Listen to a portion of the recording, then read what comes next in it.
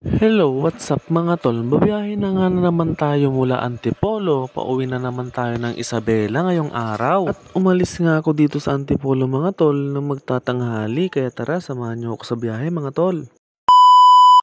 Hello, what's up kakabsat na nakaurat. For today's video nga, ibabiyahe na naman tayo pauwi ng Isabela galing dito sa Antipolo. At halos katatapos nga lang namin dito magkarga ng mga tol ng mga pangarga na iuwi ng Isabela. Kaya nang pagkatapos nga namin magkarga ay gumayak na nga ako agad para makabiyahe na. At malayo-layo pa nga ang ating biyahe mga tol dahil nga diretso nga ito sa Tugigaraw, Cagayan. Kaya naman wala na ako ditong sinayang na oras kaya bumiyahe na nga ako dito mga tol. At para hindi nga rin tayo dito masyadong matraffic lalo na dito sa Metro Manila mga tol. Dahil nga siguradong matatraffic na tayo dito sa Marcos Highway. At pagdating ko nga dito sa may Marcos Highway mga tol ay medyo mabigat na ang traffic. At sadyang ganito talagang sitwasyon dito pagdating ng tanghali mga tol. Kaya nga minsan madaling araw ang alis ko dito para hindi ako masyadong matraffic dito sa Metro Manila. At mabuti na nga hindi na ako nagtagal dun sa Marcos Highway dahil sobrang traffic nga doon. At hindi na nga rin nagtagal ay nakarating na nga tayo dito sa may Kamyas, Cubao. At medyo napapabilis na nga ang ating biyahe mga tol dahil nga hindi na nga masyadong traffic ngayong oras na to. At ilang sandali nga lang mga tol ay narating na nga natin ang SM North EDSA. At malapit-lapit na nga rin tayo papasok ng NLEX. At ilang saglit nga lang mga tol ay narating na nga natin itong papasok ng NLEX. At mapapabilis na nga ang ating biyahe mga tol. Hanggang sa marating ko na nga itong papasok ng toll gate. At mabilis na nga ang ating biyahe dahil nakarating na nga tayo dito sa may SCTEX mga tol. At ilang saglit nga lang dyan ay nakalabas din tayo ng SCTEX toll gate. At hindi naman dyan kalayuan mula sa SCTEX toll gate ay papasok naman tayo ng CLLEX. At mag-exit naman tayo dito sa may Aliaga mga tol. At paglabas nga natin ng Aliaga mga tol ay mapapabilis na nga